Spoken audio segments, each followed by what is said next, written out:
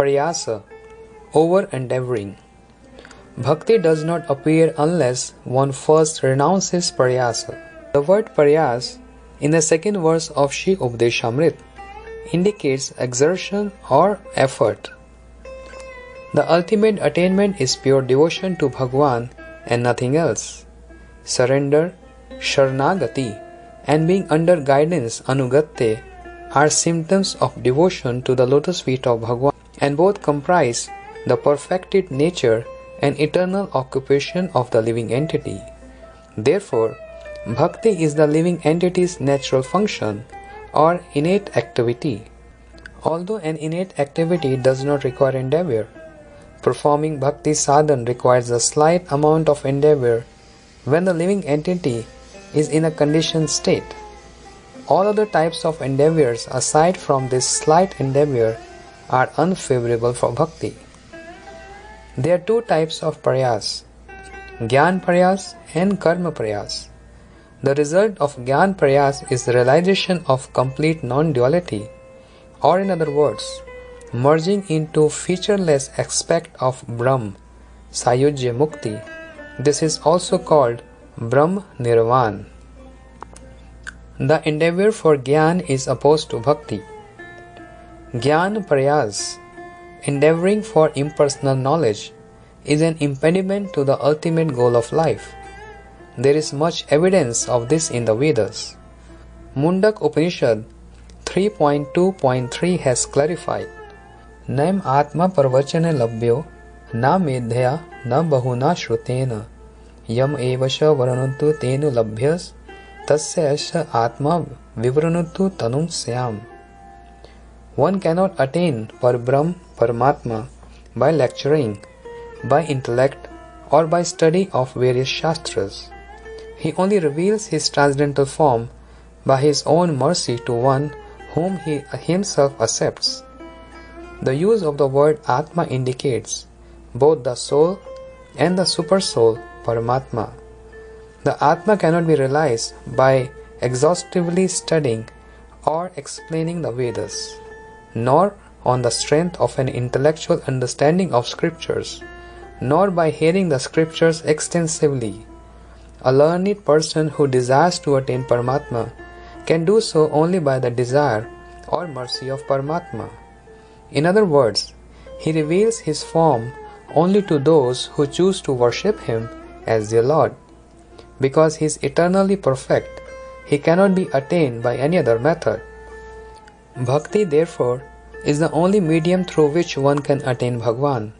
Srimad Bhagavatam also prescribes the complete renunciation of all endeavor to acquire impersonal knowledge, jnana, which is absolutely worthless and an impediment to attain the supreme goal. Jnane prayasam utapasya namanta eva jivanti sanmukritam bhavadya vartam sthane stita shruti gatam tano vanvanobhir ye prayaso ajit jito api asi tais trilokyam. Srimad Bhagavatam 10.14.3. O Prabhu, those persons who do not endeavor for impersonal knowledge but remain fixed in their position perform no activity other than associating with saintly persons. While remaining in the associations of saints who possess pure love for you, they naturally receive the opportunity to hear them sing the narrations of your pastimes. They then humbly offer their body, mind, and words to honoring those narrations, and do so to such an extent that it becomes their very life. They cannot live without it. O Prabhu, although you cannot be conquered by anyone within the three worlds, you are conquered by such devotees and become subordinate to their prem. Furthermore, while pointing out the futility of endeavoring for impersonal knowledge, the author of Srimad Bhagavatam has made a very beautiful comparison. Shreya Shritim Bhaktim Udasya Te Vibho Kleshanti Ye Kevalya Bodh Labdai Tesham Aso Kleshas Eva Shishyad Nanyad Yatha Sthula Tusha Avghati Nam. Srimad Bhagavatam 10.14.4. O Bhagwan, Bhakti to you is the main source of all kinds of auspiciousness. Those who give up this path just to cultivate impersonal knowledge simply undergo hard work, suffer pain, and achieve difficulty, just as the only gain of a person who beats empty husks is hard work, not rice. Knowledge of one's relationship with Bhagwan, Sambandha Gyan, is different from and purer than knowledge of the featureless aspect of the Absolute, Advaita Gyan.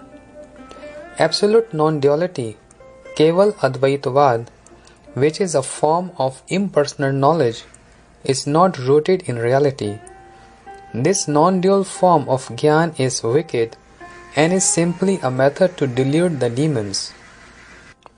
The Gyan that the scriptures glorifies as Sambandha Gyan, or knowledge of one's relationship with Bhagwan, is completely different from non-dual Gyan. Sambandha Gyan is extremely pure and natural, and therefore no purificatory endeavors are necessary to attain it.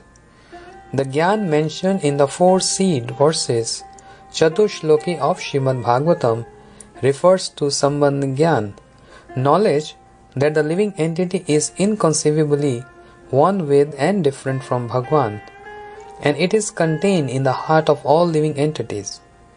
Bhagwan is like a transcendental sun, and the living entity is like a minute ray of that sun. Without acting in accordance with Bhagwan, the living entity, Jiva, cannot be situated in its original transcendental form. Therefore, the constitutional nature of the Jivas is to be a servant of Bhagwan. Bhakti sadhan is not in the category of over-endeavor, Prayasa. Although the constitutional nature of the Jivas, servitude to Bhagwan, is dormant in the conditioned stage and must be revived through sadhan, Bhakti does not necessitate as much effort as Gyan and Karma.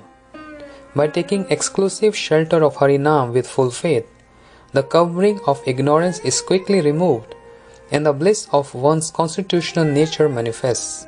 But a person who gives the desire for Jnana Prayas or endeavors for impersonal knowledge a place in his heart must undergo great suffering.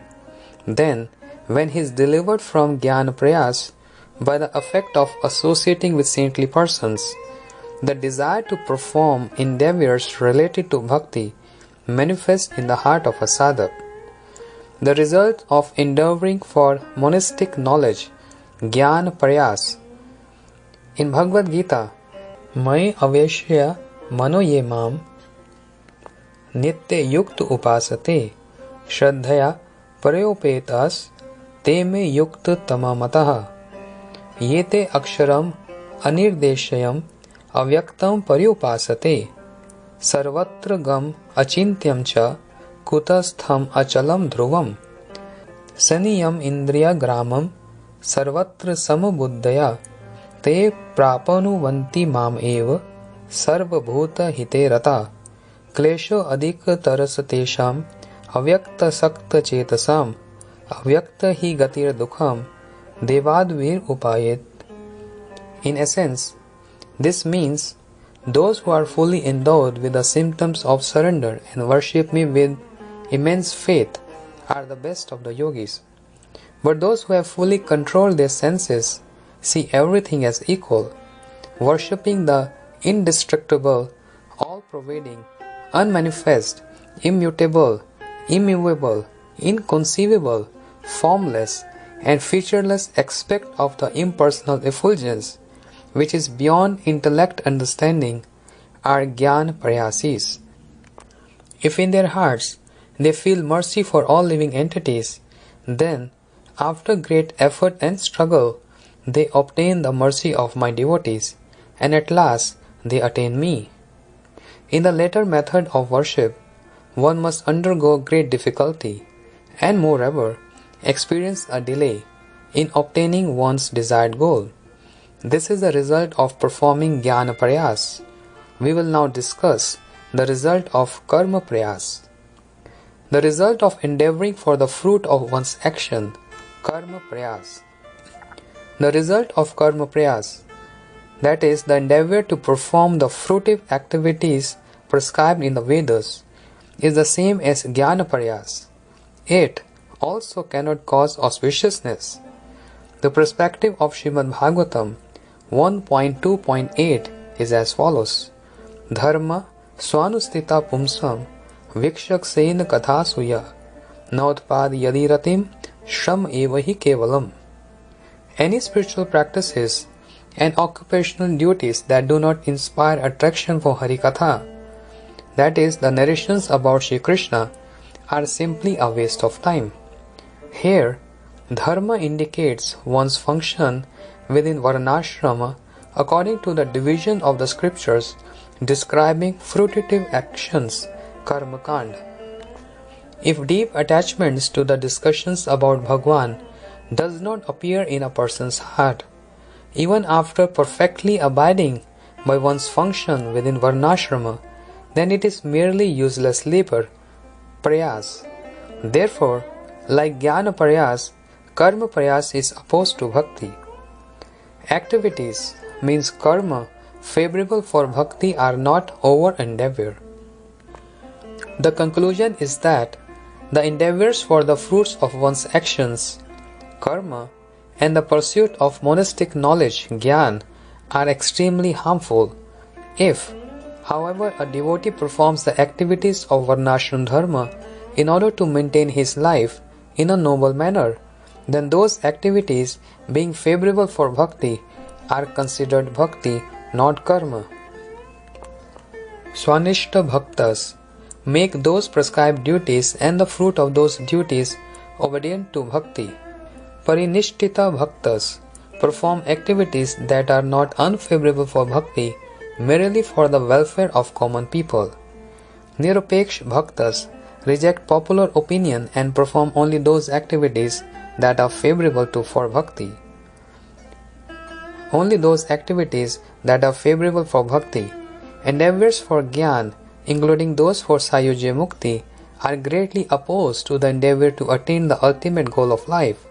If Ashtanga Yoga is practiced to attain mystic opulences and to merge into the existence of the Lord, then it also is opposed to bhakti. The regulations of bhakti sadhana and knowledge that one's relationship with Bhagwan consists of an inconceivable oneness with and simultaneously difference from Him are innate in the living entities. Such knowledge is therefore known as Prayasa Shunya or divide of endeavor. In this way, although karma and jnana are respectable methodologies, they are completely unworthy goals. This will be elaborated on further in the chapter titled Niyam Agraha. Pilgrimage to holy places, serving Vaishnavas and performing deity worship, Sankirtan, etc. are not useless endeavors when their aim is to attain the association of saintly persons. The laborious effort of pilgrimage to holy places is purely toil, and it is also an endeavor opposed to bhakti. But if that same pilgrimage to Krishna's pastime places is performed with eagerness to obtain the association of saintly persons, and with a greed to kindle feelings for Shri Krishna, then it is a limb of bhakti and not a useless endeavor. This being the case, vows taken in relation to the limbs of bhakti are also not useless endeavors, nor are endeavors to serve Vaishnavas, because greed for the association of sadhus or saintly personalities rectify the fault of greed for the association of immoral persons. Endeavors made to worship the deity are natural, just as the outpouring of heartfelt emotion is natural. The spontaneous, heartfelt uttering of the names of the Lord are only Sankirtan Prayas. Consequently, because these activities are performed naturally, they cannot be called Prayas. Endeavors for renunciation, Vairagya Prayas, are absolutely unnecessary. Any slight endeavor for Vairagya, means renunciation, is unnecessary because after bhakti awakens, an aversion to anything unrelated to Krishna arises naturally within the sadhak. This is the teaching of Srimad Bhagavatam 1.2.7. Vasudeva Bhagavati Bhakti Yoga Prayojita Janate Asho Vairagyam Jnanam Yad Brahma Darshanam. The meaning is that by performing Bhakti Yoga to Bhagwan Vasudeva, the following arises: detachment from the material world, or detachment devoid of endeavor, and unmotivated knowledge, or knowledge that one is an eternally realized servant of Bhagwan. Therefore, karma, jnana, yoga and vairagya, which are impediments to bhakti, do not degrade a person engaged in the practice of bhakti to Bhagwan, because he has given up endeavoring for them. The absence of over-endeavor in bhakti. Srimad Bhagavatam 11.2.42 mentions, Bhakti hi pareshano bhava viraktir anyatra chaisatreka ekakalah prapadmanasya yatha sanatta sayus tushti pushti khud apayo anughasam. With each mouthful of food a hungry person takes, three effects are simultaneously accomplished. He obtains satisfaction, he is nourished, and his hunger ceases. Similarly, surrendered souls who are engaged in the performance of bhajan simultaneously experience three effects: the awakening of bhakti that ultimately develops into prem, the direct manifestation of Bhagwan's beloved form, and detachment from anything opposed to bhakti. This verse establishes that bhakti and sambandha jnana simultaneously appear in the heart of a person who one-pointedly worships Bhagwan, along with the renunciation of anything unrelated to Bhagwan. When a devotee feels himself extremely fallen and destitute, and chants and remembers Shri Krishna's name with sincerity, the following sentiments naturally arise in his heart. I am a minute particle of Supreme Consciousness. I am an eternal servant of Krishna. Krishna is our eternal master. My inherent nature is to be exclusively surrendered at his lotus feet. This temporary material world is merely a boarding house, and it is very harmful for me to be attached to anything in it. A list of various types of over-endeavor.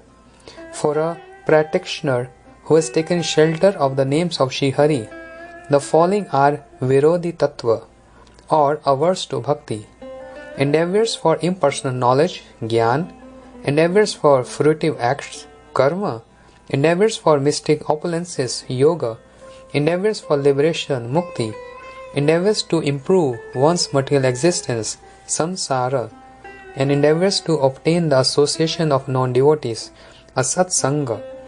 These endeavors destroy one's bhajan. The endeavor for recognition and prestige, pratishtha, is even more dangerous than this. Although this type of prayas is extremely abominable, many cannot avoid it. It is vital, in all respects, to eradicate such endeavor through bhakti, free from duplicity.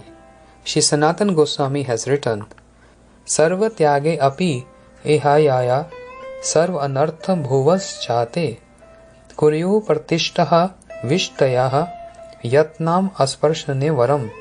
Hari Bhakti Vilas 20.370. Even if one has given up everything else, the desire for name and fame, means pratishtha, which is the root cause of all anarthas, remains. The prime duty is to give up this pratishtha, which is compared to stool. What to speak of touching this pratishtha? Do not see it, even from a distance. This instruction is extremely grave. Devotees should observe this practice, the chanting of Harinam, with care. No other practice is required. How householder Vaishnavas perform bhajan devoid of prayas. While maintaining their life by performing simple activities that are favorable for bhakti, sadhaka should perform Harinam Sankirtan and Smaran, remembrance, within the context of their relationship with Bhagwan. There are two types of performing worship that is free from over-endeavor, as householders do and as renunciants do. A householder is to maintain his life by performing varnashrama in a way that is favorable for devotion, and thus perform bhajan free from over-endeavor. He ought to earn and collect in such a way that he can maintain his family without difficulty. We must never forget that worshipping Sri Hari is our life's only goal, for then there is no possibility of falling down. Whether sleeping or awake, moving here and there, or feeling happy or sad, we will remain engaged in bhajan at all times, and consequently, we will obtain perfection in our worship within a short period of time. How renunciate Vaishnava perform bhajan, devoid of Prayasa? Renunciate devotees should never accumulate anything. They should remain satisfied with whatever daily alms they collect, and, while maintaining their life in this way, practice bhakti. Beginning any other kind of endeavor gives rise to faults, to the degree that the practitioner performs his worship with humility and sincerity. Krishna Tattva, the ontological truth of Shri Krishna, will be revealed to him by Krishna's mercy. In Srimad Bhagavatam 10.14.8, Lord Brahma says, Tatyanukampam susmikshamano bhunjan evatma kritam vipakam hridevag vapubhi vidyadhan namaste jivet yo mukti pade sadaibhak. This means, O Krishna, that person who at every moment and with great eagerness knowingly experiences your mercy and accepts with an unwavering mind whatever happiness and misery comes as a result of actions performed in his previous births, and with a heart full of love, a choked voice and horripilation, offers himself at your lotus feet, becomes eligible to attain residence in your spiritual abode, just as a son becomes eligible to inherit his father's wealth. All the various types of prayas, efforts headed by Jnana prayas, hold no benefit. Only by your mercy can you be understood completely. Lord Brahma further says in Srimad Bhagavatam 10.14.29, Athapi te dev padam bhujadve prasad lesh anugrata evahi janati tattvam bhagwan mahimano na chanyo eko api chiram vichinvan. O Lord, one who attains even a little of the mercy of your two lotus feet can comprehend the essence of your transcendental glories. Others cannot realize the essential truth of yourself, even though they may keep searching for you for many years through Jnana and Vairagya. Hence, without any endeavor, by the mercy of Bhagwan, the signs of devotion to him easily manifest in the heart of a sadhak who considered himself fallen and destitute and who chants Harinam. One cannot realize these signs by independently endeavoring for knowledge, even after many lifetimes.